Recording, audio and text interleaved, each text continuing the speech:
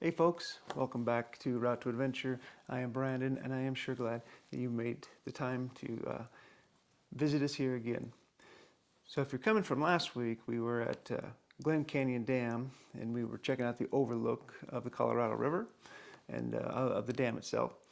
And today, we're going to proceed to our main goal and objective in Arizona, and that was the Horseshoe Bend overlook. Now, at the time or over the years, I guess, I've kind of known where it was at, but I didn't realize in my brain exactly how close I was to it every time I went down to St. George or to Hurricane, Utah, and visited in that area. It really isn't that far, so we wanted to make the effort to do this trip. So that is where we're going, and let's pick up right where we left off in the parking lot of Horseshoe Bend.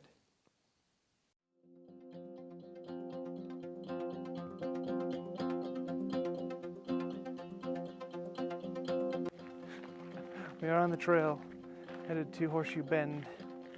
It's a very easy, well-maintained path.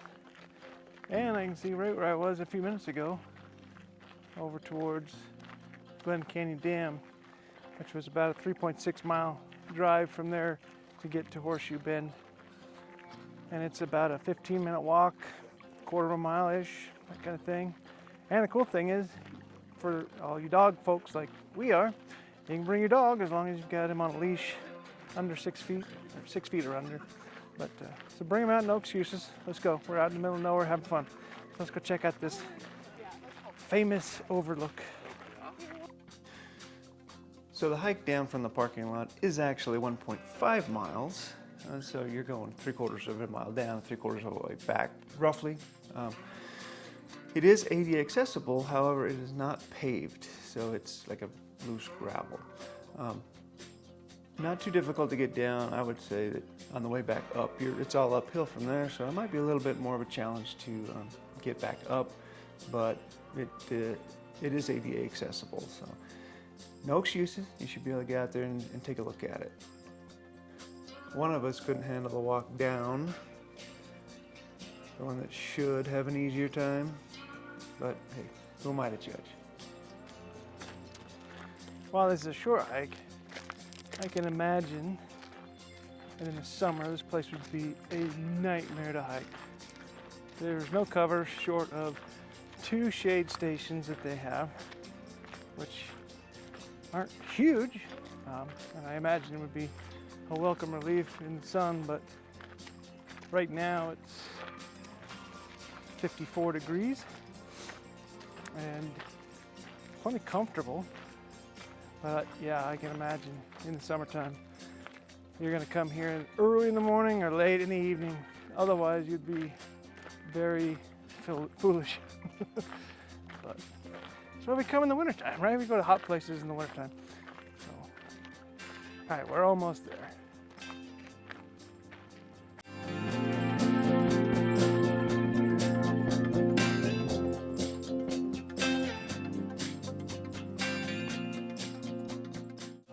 The view from the overlook is amazing. From here, you're actually seeing the Colorado River making a 270-degree bend 1,000 feet below your feet. It's an amazing thing to see. It's pretty wild. The overlook was pretty wide open. You could walk anywhere you wanted to and be looking down there, and it's just nice, wide space to check out. However, it looked like they were starting to build some fences to maybe perhaps corral the crowds into a smaller space and not let you get, so free range. But I don't know what it looks like today, but that was what I was assuming based on the parts and pieces that were laying around on the ground. So, I mean, I'd like to see an update on that, on what it actually looks like today. So we finished up our day visiting Glen Canyon Dam Visitor Center. However, we only had about 15 minutes because they were about to close. We'd spent all day, getting there a little bit late, visiting the overlook, and then going to do the hike at Horseshoe Bend. We kind of ran the day out, so we literally had a rushed visit to the Dam Museum, where we were able to get a passport book stamp for our National Parks book, and breezed quickly through the displays. I mean, I hardly even turned on a camera. I think I got 2 or 3 shots in there. It was in, out, get your stuff and go. And then kind of walked out on the bridge to look over at the dam itself. But I really wish I had more time to go check that out. So I'm probably gonna have to make time to go back there again at some point. But who knows? It's always kind of like, I don't know. You feel like you got to leave at least a little something on a trip to bring you back, I guess. So Horseshoe Bend is open year-round from sunrise to sunset. When you get there, you will have a $10 fee to park in the parking lot, which is pretty much your only choice, because if you park along the highway, they will tow your car. So just pay the $10. That's going to be your cheapest option anyway. Park in the parking lot. Take advantage of the bathrooms in there before you leave, because there's no facilities along the trail. It's a short hike, so you should be able to manage that. Also, don't forget to take plenty of water for you and for your dogs if you have them. Yes, remember, you can take your dogs on this trail as long as they're on a leash, 6 feet or less. You should be fine. So let's see, we've covered water, we've covered parking fees, we've showed you a great experience that we believe you should have as well. So if you're in the area, or if you're not, plan a trip there. There's other stuff to do. We've gone over the dam, and next week we're going to show you one other option for those of you that have at least a high clearance 4-wheel drive vehicle.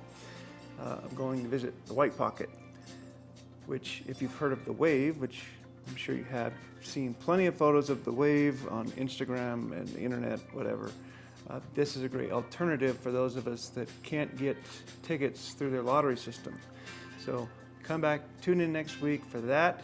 We will show you a great little remote place in the Arizona desert to wrap up our trip there. So please come back next week. And until then, have a great adventurous week and be safe out there.